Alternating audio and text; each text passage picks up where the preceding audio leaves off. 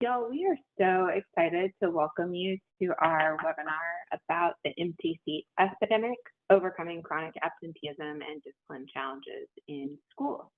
I am Bailey Cato-Zubrick. I'm TNTP's Senior Vice President of Learning, Impact, and Design, and I'm coming to you from Memphis, Tennessee.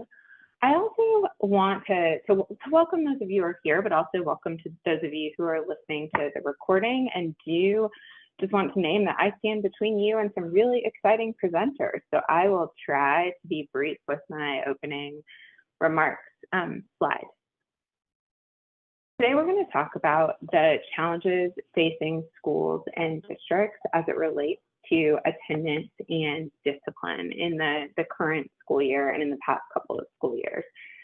And I just want to name that I don't think those of you who are joining need me to convince you that this is a challenge. When we put out this webinar invitation, we had one of the largest RSVP numbers we've ever seen on a TNT webinar. And that's because folks are really feeling the challenge of ensuring that kids are coming to school and feel safe and feel like they belong in school. So we know that chronic absenteeism has more than doubled in most states.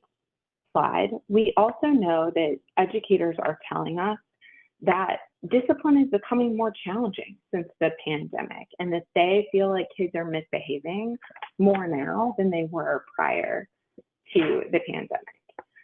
But if we think about why we worry about that, why we worry if young people are consistently attending school, it's because we know that attendance is a signal of things to come, both academically but long-term life outcomes. Students who are chronically absent, either because they are missing school for some personal reasons or because they're suspended, are ultimately less likely to be on grade level, but they're also more likely to drop out of school and more likely to ultimately have poor health outcomes and be involved in the criminal justice system.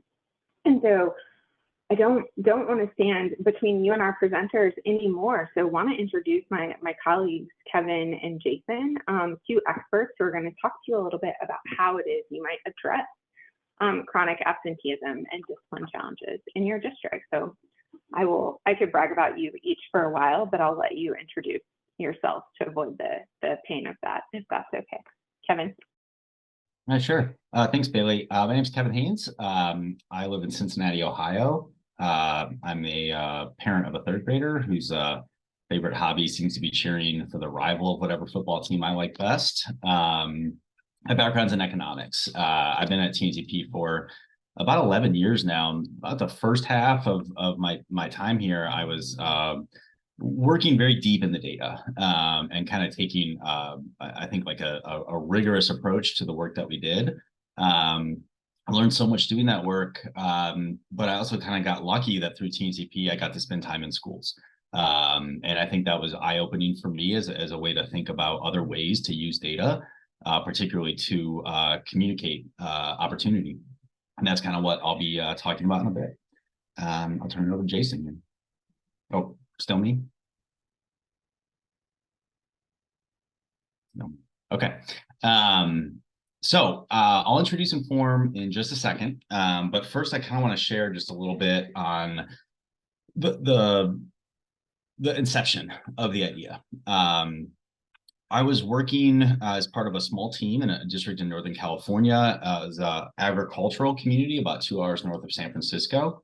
And our contract there was focused on literacy, particularly early literacy. One of the first things I did kind of on the analytics side is just try to look and see what differentiates student outcomes. A lot of the students in the district on paper would be very similar in terms of socioeconomics and other factors. But when you look at the data, there are differences. Some students are doing really well. Some students have trajectories that are rising. Some are a bit more stagnant.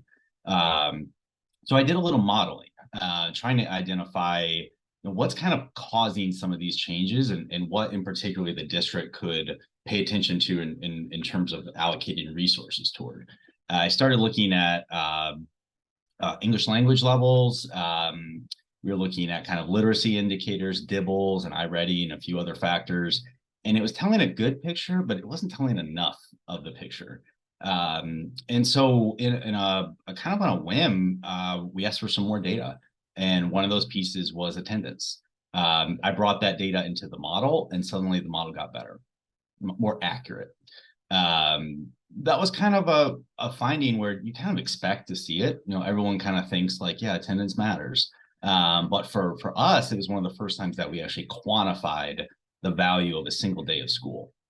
We kind of brought this information back to the district, and it was eye-opening that we could quantify it, but we also had this challenge of, was like, what do we do? This isn't a district that had 5 schools in it. This isn't a district with an awful lot of resources. I mentioned it's a migrant community, and so it is a bit more challenging to form lasting relationships with families. And so we kind of put our heads together and came up with this idea of what's now Inform. And Inform is really very simple. Many of you probably received something like an energy statement that says how much energy you used last month or last quarter, and gives you a comparison to your neighbors. And ideally also kind of gives you a course of action. So if your numbers are pretty good, you might want to think about new light bulbs.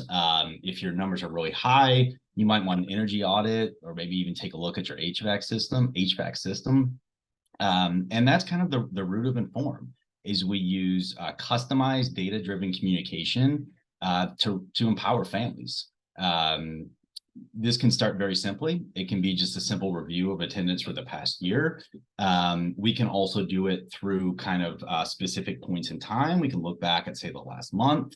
But the idea is that we share this information in very clear, actionable, and positively framed language, and we just put it in front of families.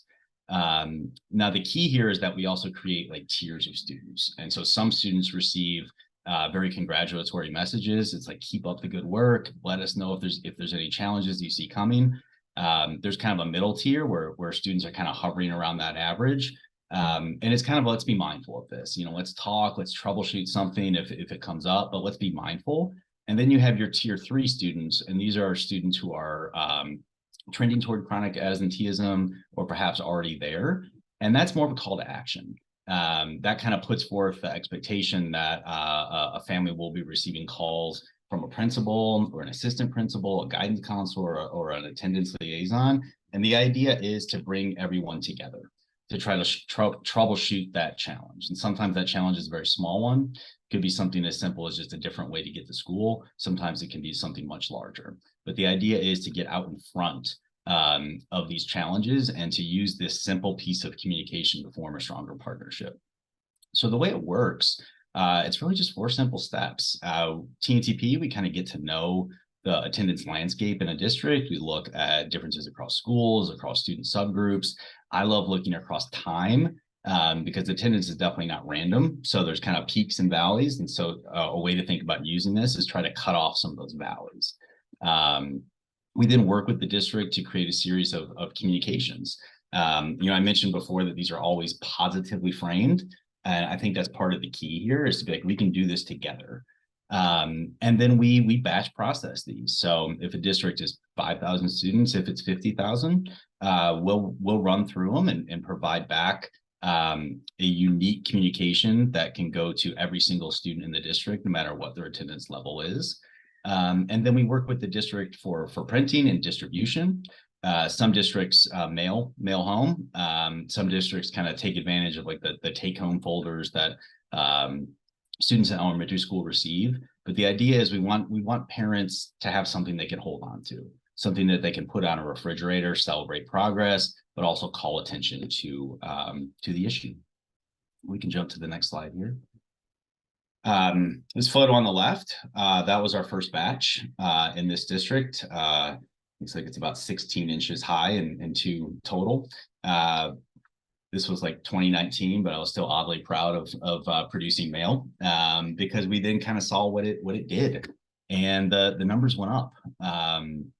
Again, this 5 schools, so it's a different context than probably a lot of people on this call have. But in every single school, we saw those numbers rise and climb. My take here is that a single piece of communication wasn't the only work being done, but it was kind of the beginning. And, I mentioned it kind of put eyes on this issue. It kind of got people talking. It got people thinking creatively, and it got people just kind of listening and to try to better understand the challenges their families might be facing when it comes to attendance. And we do jump. And so, the way I think of this too is like, we don't want to ask for an awful lot in terms of capacity out of a district or a school. Everyone's busy. My hope is that Inform can be something that kind of runs in the background in a very light touch way. It can help kind of reduce, say, the number of calls that have to be made in a single morning because the attendance is just a bit better than it was the day before, and so on and so forth. And to do that well, my take is the district needs a senior champion. This is someone who will inspire change around attendance. They'll support others to help identify resources that can help, whether that's within the district or within a community. And they're going to take it one day at a time. Things happen. And someone, I think, to really drive that charge around attendance needs to be patient.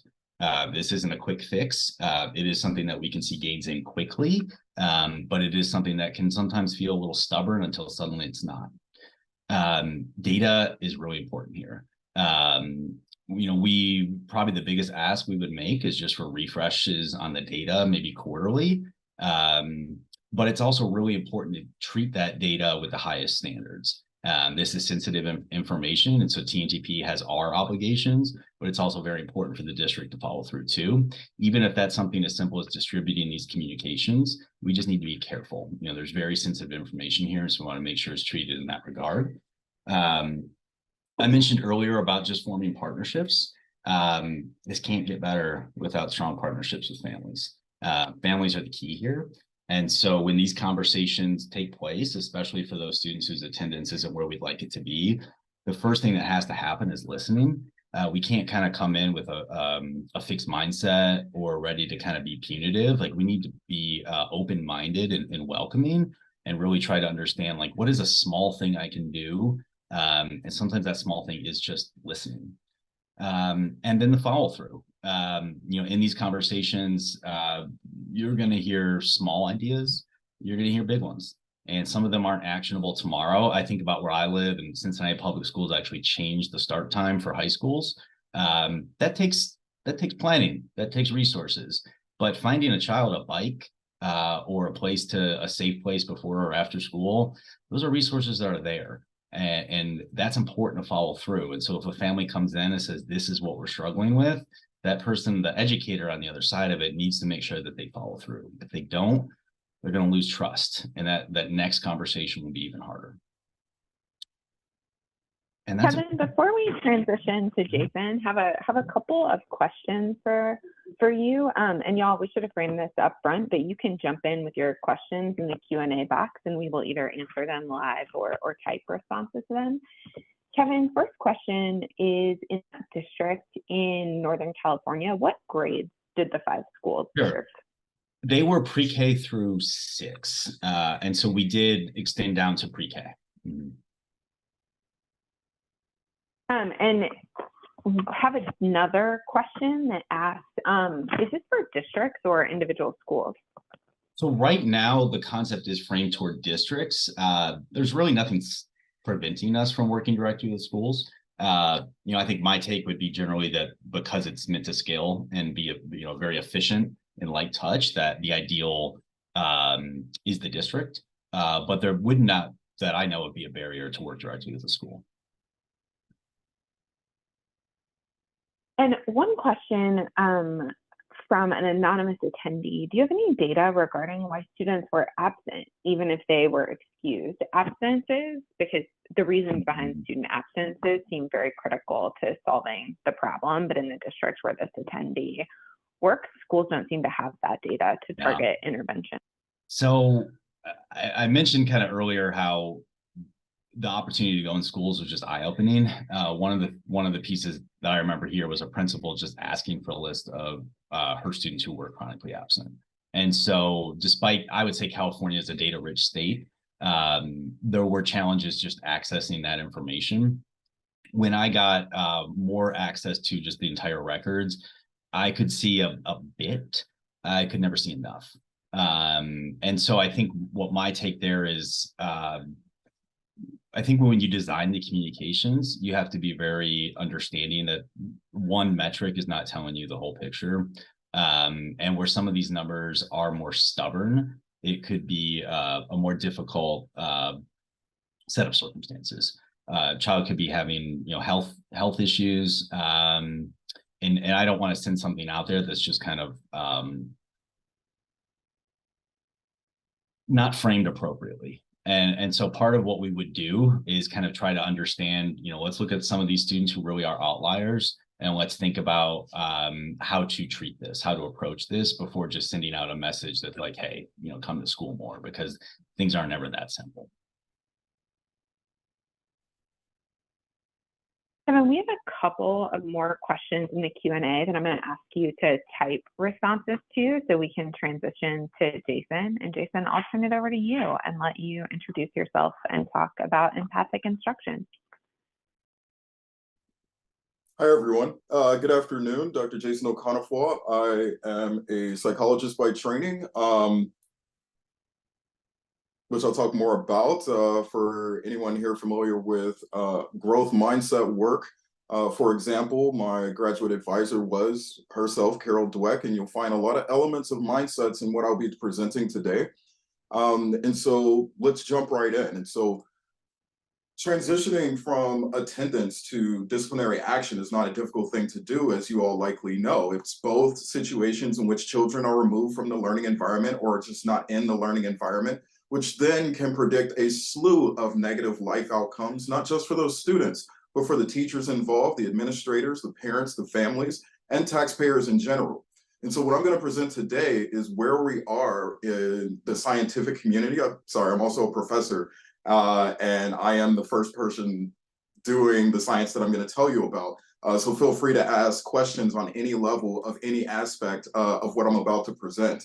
And so gonna briefly walk through just where the science is as it pertains to bias as a whole, but then also specifically how that plays out in education. Because in building on what Kevin just presented, we're going to think about another aspect that is related, and it counts as attendance, but also the disparities that we see in it, that we see all over the country. I know we have people here from all over, and so just know I'm speaking to all, it's not just you, and the data I'll share with you will reflect that. And so first, where are we in the world of explicit, implicit bias and what to do about it? Slide, to get through it briefly, though it is a lot, heads up, there's mixed results on things that are effective. But a way to really put that in a perspective for everyone, a intervention tournament was conducted a few years ago in which they test all of the most theory-based and just practical or intuitive means to get rid of people's bias. And that's what you see listed here. And what they were able to do scientifically and with some good statistical analyses is pit these against each other to find out which ones are effective, which ones are more or less effective. And so don't get too pushed back by all of the dots and numbers you're about to see. I hope to not get into all the jargon unless you want me to. And so I'll walk you through it. Slide. What you're seeing is that this is where they place. The farther right the dots are, the more effective that approach is. And as you can see, the red dotted line that we put there, that is the minimum that we in the scientific community consider a meaningful effect that we can rely on. And so as you're seeing, this is the takeaway from all those dots and lines. Most of these approaches do not meet that threshold. And in addition to that, the few ones at the top that do pass that threshold, it's minimal at best. However, they also did follow-up studies or follow-up with this experimentation and found out that even for those ones that had meaningful effects, those effects went away shortly thereafter, somewhere between 5 minutes and 24 hours. And so generally, I teach a course on stereotyping and prejudice and stigmatization, in which there's many, many courses to break down why this is the case. So for the sake of time, I'll just let you know that we're up against a tidal wave of stereotypes that affect us in our everyday lives. Not just teachers, not just students, not just parents, but everyone across professions. And so I didn't want to come here this afternoon on your lovely Monday to just give you bad news that contrary to popular belief, actually the science shows that many of the DEI trainings, implicit bias trainings, things of that nature that we implement in industries and institutions throughout the country, they're not likely to be very effective or long lasting in their effects. So what can we do? Slide. What I've put together and everything I'm speaking on today, you can find cited in the top scientific journals like the National Academy of Sciences and Science Advances. And so please do, if you want to follow up with the TNTP team to get more resources behind what I'm saying. But this new approach, my team is calling sidelining bias. And so instead of focusing squarely on the bias itself, and thinking of it in terms of there's biased people and they're always going to be biased, this approach instead focuses on the consequences of bias and actually thinks of people as complex people with multiple mindsets and multiple goals and ways of thinking. And we are then in a position to be architects of context, to create situations in which bias is rendered not functional for people to reach their goals in that particular setting. And so how this looks in education, we first started by looking at what are the basic processes that lead to disciplinary action so that we can figure out parts of that process that we can leverage to turn that around. And so slide, what many experiments and publications have shown, both from my lab as well as others across the country, is that a student's Blackness indeed predicts their likelihood of getting kicked out of class by way of suspensions, for example. And if that's all we knew, then the only real solution we could think about it would be indeed to just de-bias people or try to get rid of their bias. However, due to taking the scientific method, we were able to pinpoint that what's actually happening is that a student's Blackness is increasing the likelihood that they're viewed as a troublemaker. And then this part, if any child is viewed in a fixed negative way, like a troublemaker, the idea is that they're a troublemaker today, they're going to be a troublemaker tomorrow. If they're a troublemaker in my class, they're going to be a troublemaker in other classrooms. And so when any child is viewed with this sort of label, that is what increases the likelihood of exclusionary disciplinary practices, or generally means that remove children from the learning environment. And so what this allows us to do is have different options for how we can potentially solve this, or ultimately reduce discipline rates while also mitigating racial disparities in them, and doing it in a way that is not painting anyone as a racist person, a sexist person, but rather it's more asset-based and reaching into their actual goals to turn it around and make it such that we can sideline this process. And so slide. When I say sideline, just to quickly make sense of what I'm talking about and the reason why we called it what we did, you can think about it in terms of trains. If there's a malfunctioning car on a train, the solution is to sideline that one car so that the rest of the train can continue to its destination. And so that's something we're doing. Another way of thinking about it, different sports going on. I attended Stanford and there was a big game in which we played Coach Prime and we won recently. And I will brush off a little bit.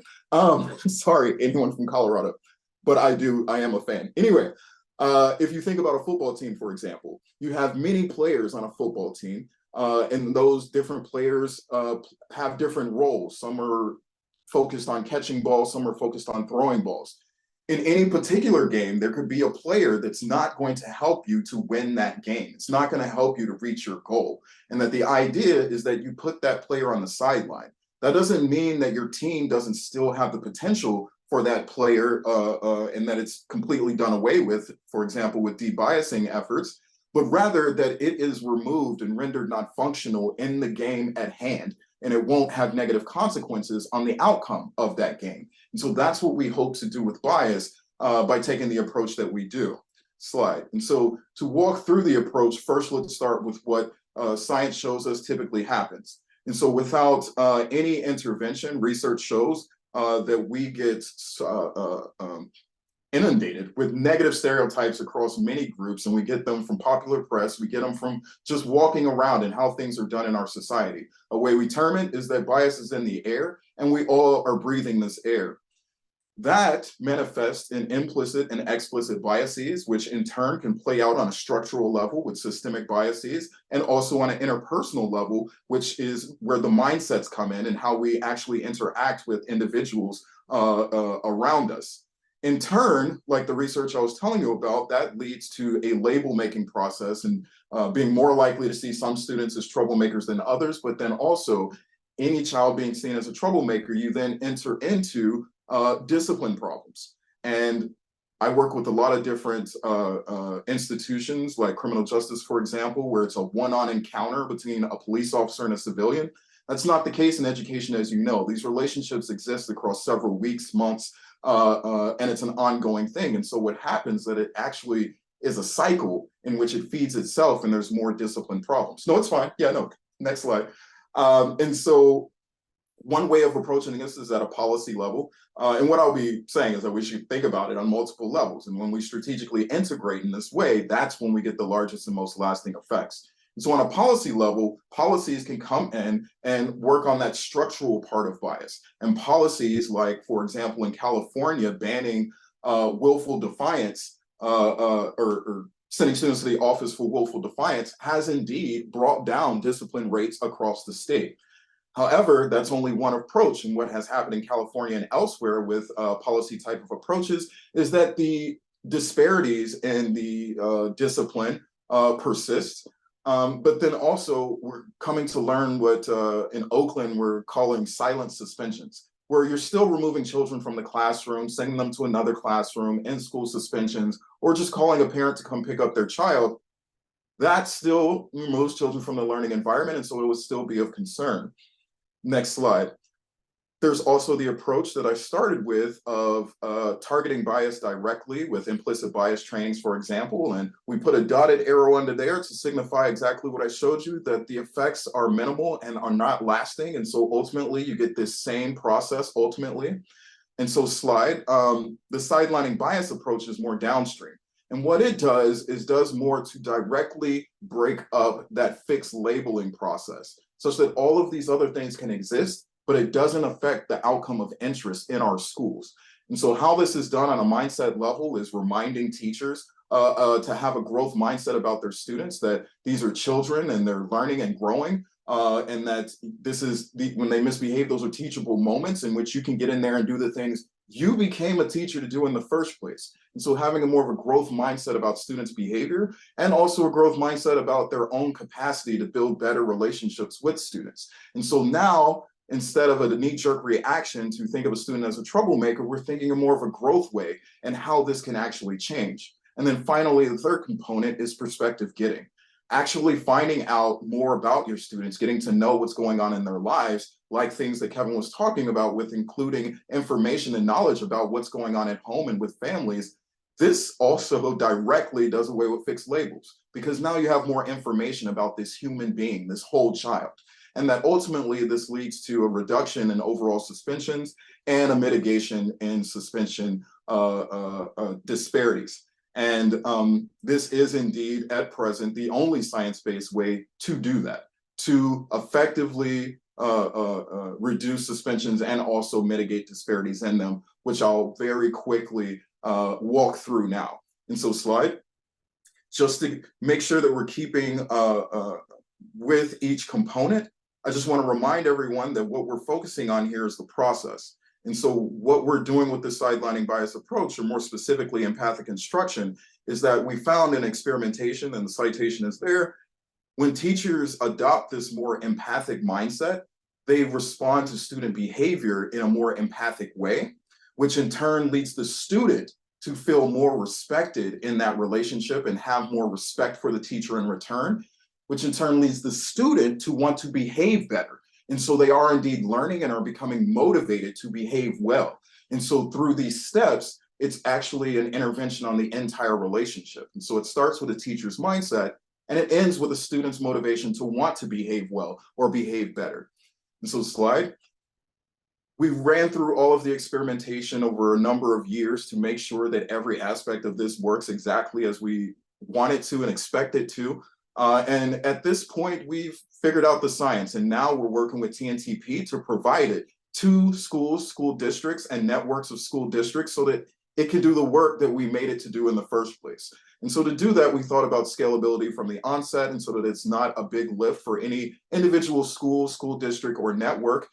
We put it into 2 online exercises or modules that teachers complete. They're purposefully around 45 minutes, 40 minutes to complete so that it can fit in a teacher's off period or in regular professional development time. I will not have the time today to tell you all of what we put into those, but I can tell you it is heavily laced with a lot of behavioral economics, social psychology, and things of that nature to put forward those 3 themes that I was telling you about with the growth mindsets and the perspective taking. And then at the end of the school year, we're able to report back not only things that are related directly to how we can predict that this will reduce suspensions and reduce disparities in them, but also things that districts and schools and teachers themselves would be interested in. How is it affecting teachers, for example? Is it leading them to have more job satisfaction and be better capable at doing their jobs, to make them less punitive? Things of that nature that can then be used in other arenas. Again, strategic approach. And so if you're working with impact, you also could get information about your teachers and how they're feeling about changes that are happening. And so long story short, I presented all of this to ultimately lead up to the next few slides. And I needed to do that and explain all of the science that's gone into it, because what I'm going to show you is going to seem unbelievable. But you should now know it's because of strategic scientific methodology that got us here. And so we tested this across 3 school districts in California, Northern California specifically. We ran that procedure that we just described, and teachers either received that or they received a control condition in which they learned about how technology can help students learn and grow, which is still about their students, but it's not about all of those specific things that we created. And what we found is that it cut suspension rates year long by 50% across those 3 school districts. And just to be clear, the control condition worked. That is indeed at the time what the national rate for suspensions were. If you know much about California, or specifically Northern California, what diversity means is that the majority of students in these schools were Latino, Latina, or Latin, or Asian. And so what we found here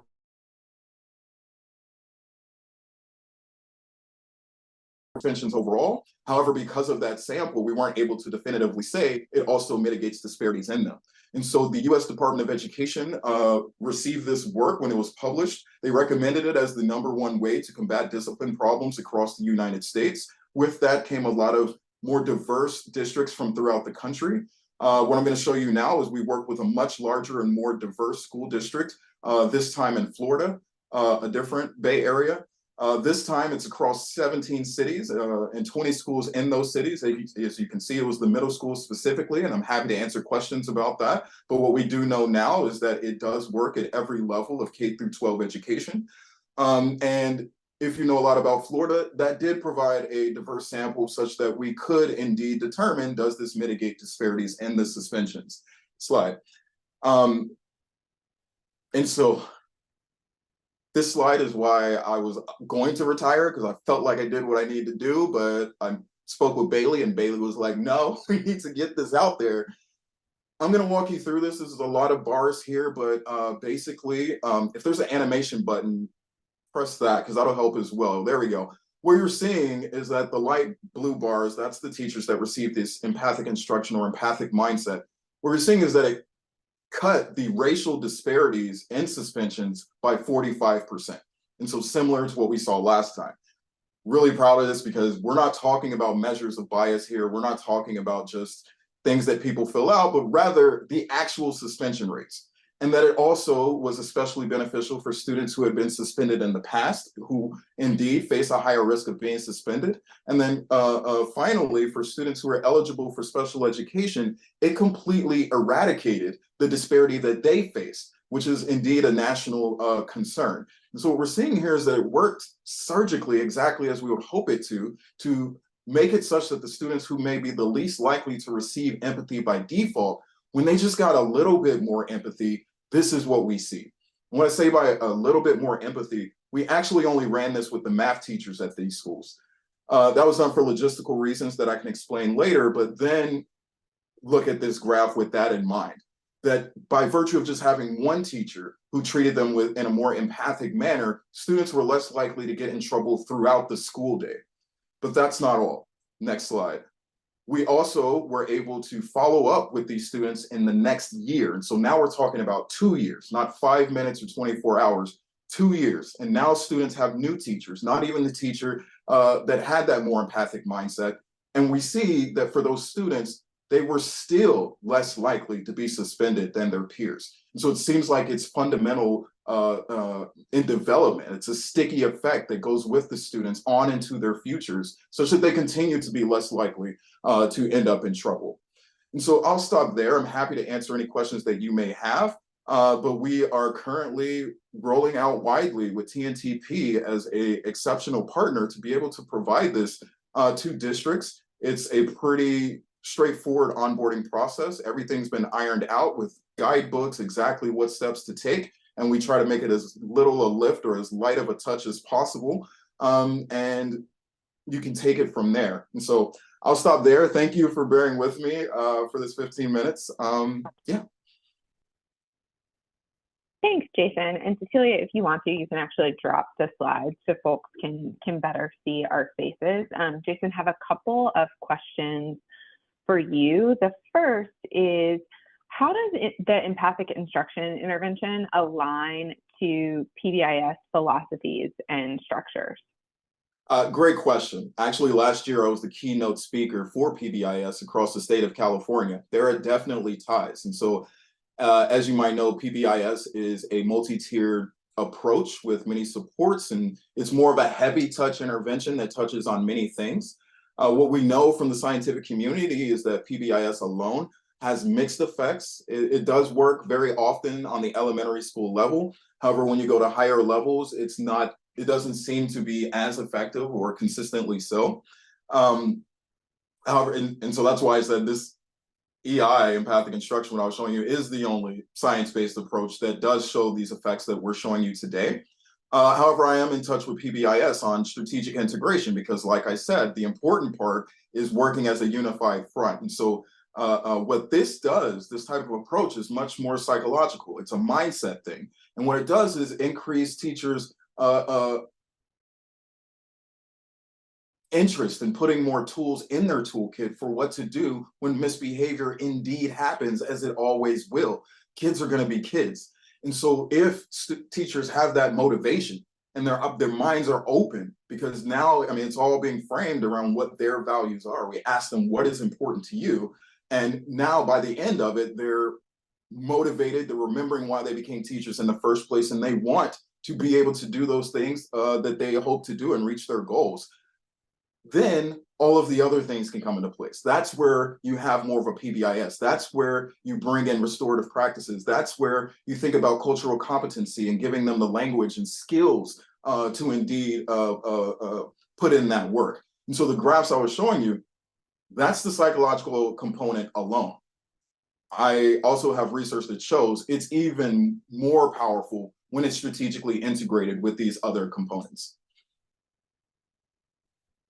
Jason, that connects well to a question Julie asked. She said, what are the structures you've seen in place to build school culture and respond to struggling behavior that support teachers to sideline bias?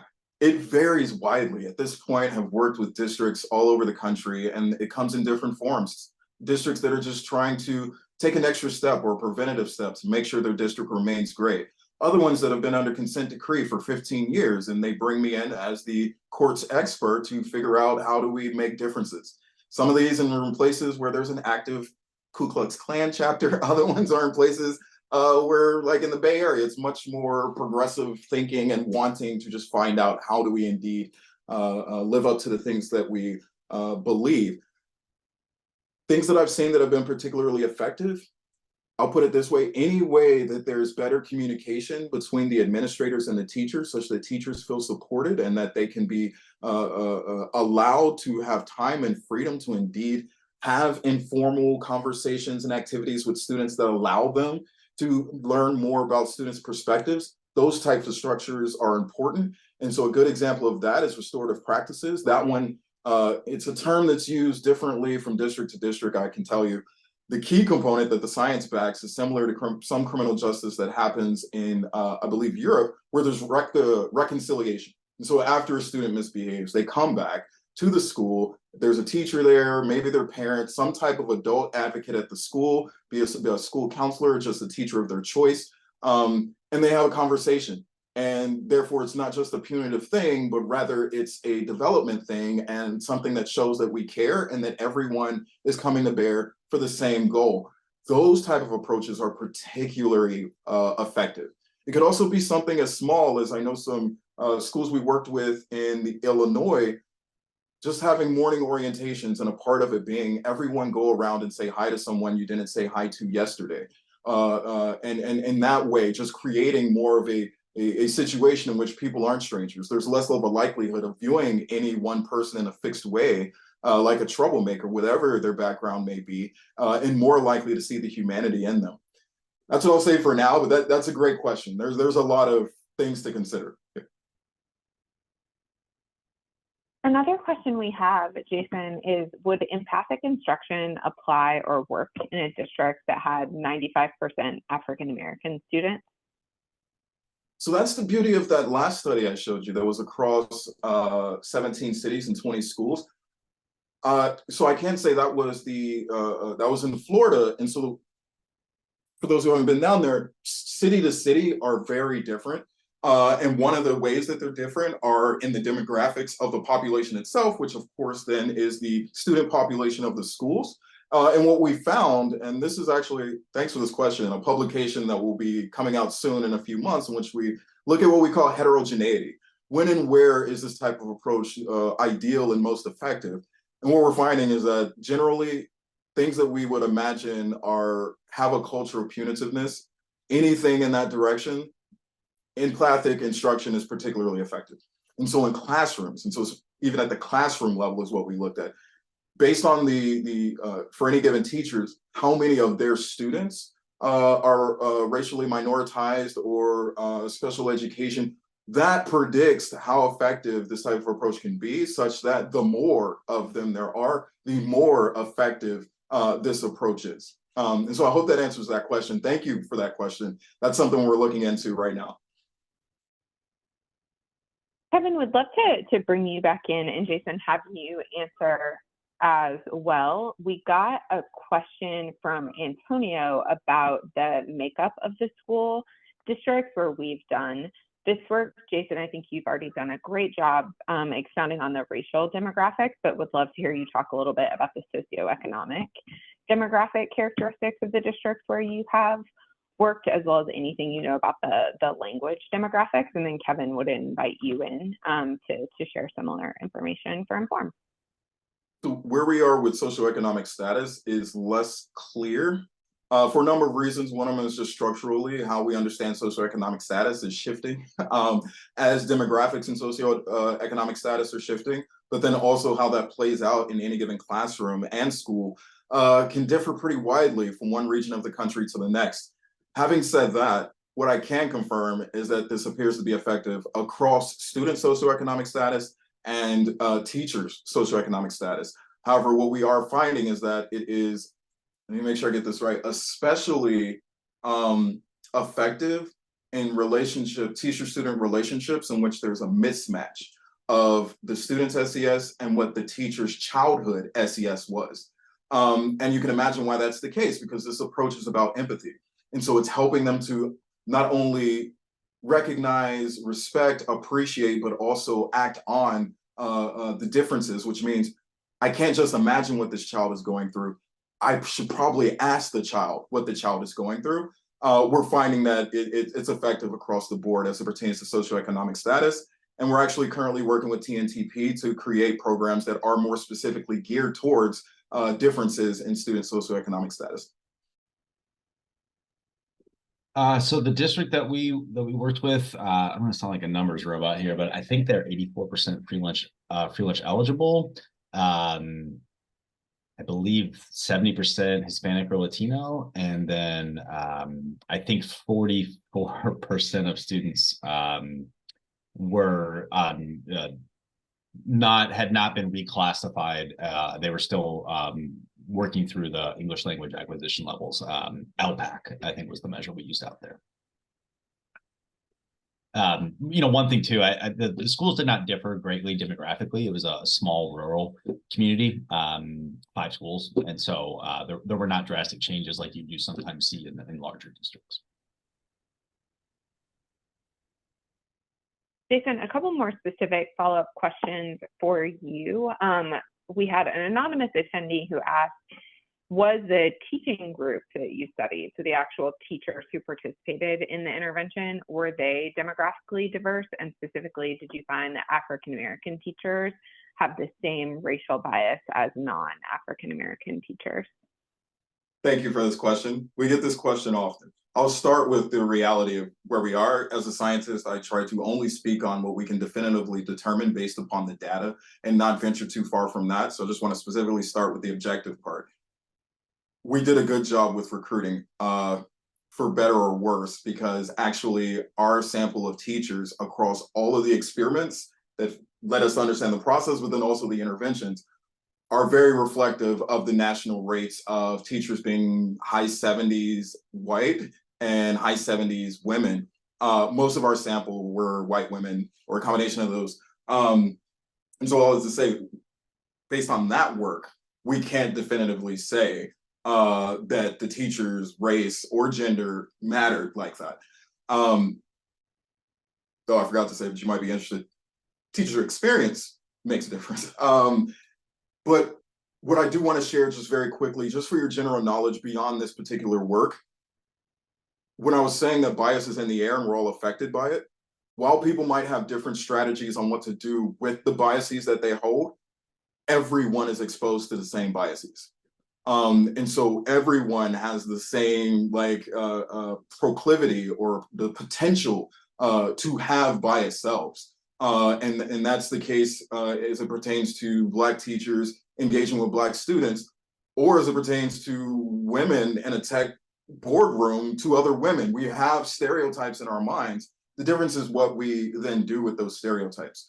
Yeah, I'll stop there, but the quick answer is that even though it's very interesting and there is research to support that teacher matching on race specifically can have some benefits, consider it that the benefits do not have to do with differences of bias.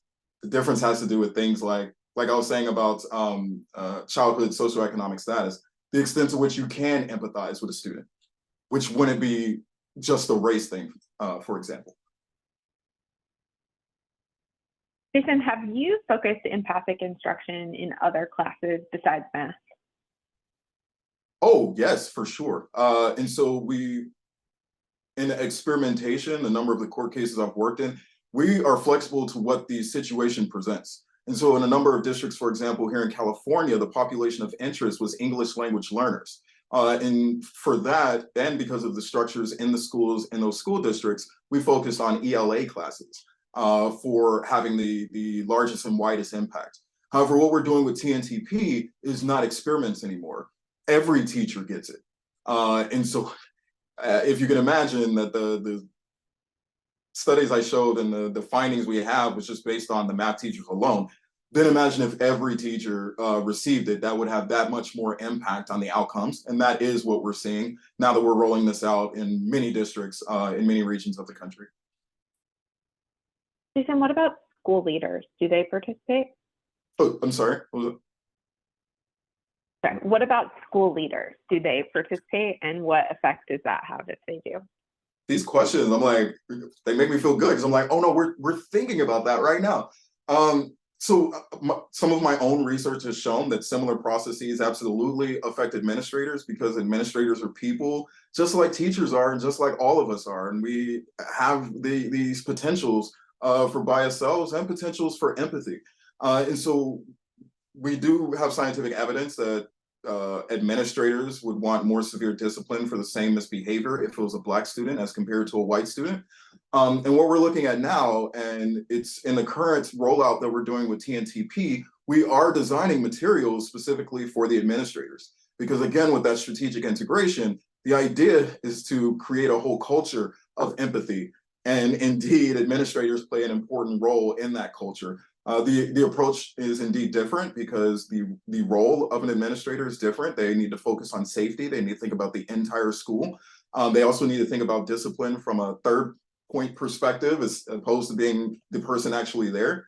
But yes, we from here on out will be including an administrator component. Jason, we have a question from a school administrator who says that he or she has noticed that the classrooms that have less engaging and less rigorous instruction also tend to have the highest levels of student discipline issues reported. But some of those teachers actually say they're not punitive and they hold students in really high regard. So this administrator is asking, is there any data around the instructional strategies or pedagogies that work really well as the empathic instruction data? Another good one. And also, yep, we're looking into that now. But I will just, again, sticking with the science, where we are now, I cannot definitively say. However, this slew of mindset, generally interventions that come from the traditions of Carol Dweck, have traditionally focused more on academics. It's not as clear what that means based on the question you're asking about the rigor of the classroom and that being correlated with the amount of misbehavior. My immediate response was that that's a chicken and egg thing. What causes what is not clear. However, when we have a cycle like that, that does mean there's that much more opportunity for intervening at the student level, which most mindset interventions do, and the teacher level. And so we're working with TNTP right now to indeed look at academic performance as a primary outcome. We do not have data on that yet, but that is coming soon. I'm going to smush together a couple of questions because we're getting close to time and would love to hear from both of you. So have a couple of questions about whether or not we've looked at the option of home visits for building relationships that would result in better attendance and discipline outcomes, and also whether there are resources in place to educate parents, especially those who are from other countries and may not have an understanding of the importance of attendance or behaving well in class. So would love to hear you all both just generally respond to that strand of questioning. Can I go first? Is that okay? Of course, yeah. Because my response is going to be all that stuff Kevin said. The short answer for me is absolutely. The more things that you can strategically integrate in this approach, the better. And with that, the more contact that you're having with parents and families allows more opportunity to empathize and make individual type of approaches for the needs of any given family. And so efforts like Inform to inform those parents and us about these things, absolutely. And so, yeah, please, Kevin. Yeah, I think home visits are a wonderful place to start. I think the challenge there is there's only so much time in any given day to reach so many students. And so what I've done working with districts is to help prioritize which students we may see a lift through a home visit versus communication versus something else. And then as far as it relates to just the impact of attendance, we try to kind of include that in some of the communication, and the way that, one of the things that TNTP offers is that we can work with the district's academic data too. And so what we did in this district is actually look at their literacy outcomes and connect attendance to that. So it's like kind of lead in, it's like, this is why this matters. It doesn't just matter for long-term goals, but it also matters right now. And so we try to lead in with that and then touch on the attendance piece. I do think that you do run a risk a bit of probably putting too much in a single piece of communication. And so there's like a art, I think, to what you visualize and what you don't. But my take is like, you have to touch on why things matter. And parents and families can be motivated for different reasons. But I think all of them want the best for their child. And so finding a way to communicate that is at the heart of this. And then what I think will be our last question, Jason, Heidi responded to your question or your response with, it's interesting to think about the growth mindsets that instructors might have about students, and do we know if the teachers who hold the strongest growth mindsets about academics also hold it about behavior? That there's a short answer and there's a long one. to find out more, I would encourage you to look into scientific publications by Mary Murphy at the University of Indiana, Bloomington, who looks at this specifically in K through 12 as well as at the college level. And what she's been finding is that it's more about the match. And so back to what we were talking about match, race or gender, things like that. What seems to definitely matter is the match in mindsets. And so, for example, what you found, what's coming immediately to mind is at the college level, teachers, and I think it was specifically STEM teachers who adopt and engage with more of a growth mindset that leads to their students to have more of a growth mindset about those subjects, but that also is particularly effective for people who are interested in that in the first place. The longer answer is that something that I think is underrepresented in how we talk about mindset research when it actually gets to practice is that, yeah, this isn't something you're gonna hear often. It's not as clear as one might imagine in any given situation, whether growth mindset or fixed mindset is better. And so I'm a son of an immigrant, and I hear it's a regular thing, but my father was like, you can be a doctor, you can be an engineer, and that's it. And I'm still trying to convince him that I'm a real doctor. But the idea being that like he came to this country for opportunity reasons and specifically opportunities for us. And if I wasn't particularly good at one of these things, it would be good use of resources to indeed switch to the other thing. And so just to give it as an example, there's not a clear better. And so it's all about the match. And so if a student is better able to work with more of a fixed mindset, and there are benefits to having a fixed mindset academically, that's the thing to consider. And so I would actually recommend the more you know what your students' mindsets are, will always make for better teaching. And I think we're close to time. We still have a couple of questions, but want to respect the folks who called in. So we'd just invite you both to share any final thoughts you have before we close out. I'll jump in here. I saw one last question here about mental health. I think all of us can probably relate to not wanting to be where you are on that given day.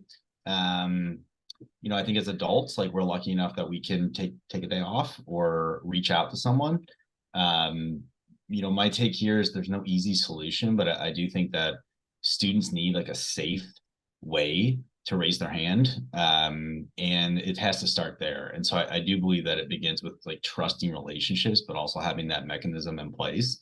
And I guess the last thing I'd say is there's just not a one size fits all solution to solving attendance. I think Inform, it'll help, but it's the start.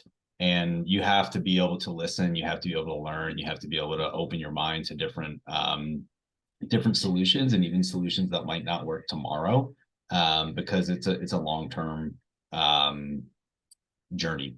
And so, I'm just very grateful for this time, very grateful to be able to share Inform with all of you, and grateful to Jason for partnering here. Thank you. I will I'll just two things come to mind. Time and general approach. As it pertains to time, I want to go back to something that Kevin said earlier about indeed looking at time as it pertains to measurement, but especially as it pertains to honing one's approach. And so the more you do something like Inform, the more information you have. And the more information you have then informs what you do the next time. And it's an iterative, ongoing process, the way we should think about this as a time thing, as opposed to a one-on thing that's just going to fix it and that's going to continue to last. That's something that's baked into the scientific method. You have to just keep learning more from what you did the last time. I highly recommend doing that across all of one's approaches. Get the data, find out what's working, what's not, and act accordingly. And the other part was general approach, which is also something that Kevin was saying about the relationships with parents. I just want to highlight it and draw it out even more. A key component of approaches that I've been finding to be effective, and this is just something very well known in psychology, asset-based. Find the common core that is valuable that you share and start there. And so we interviewed many teachers across the country, and that's how we know teachers value wanting to help children learn and grow and become their best possible selves. That's where we start. and we frame everything around that. When engaging with parents, they send the best version of their kids to school that they can. They love their children the overwhelming majority of the time. Start there. That's something that you can share with them, and that allows for the rest of the conversation to be much more productive and effective. And so thank you for having me, and yeah, I hope this was helpful. Thank you both for sharing your thoughts and your brilliance. We are so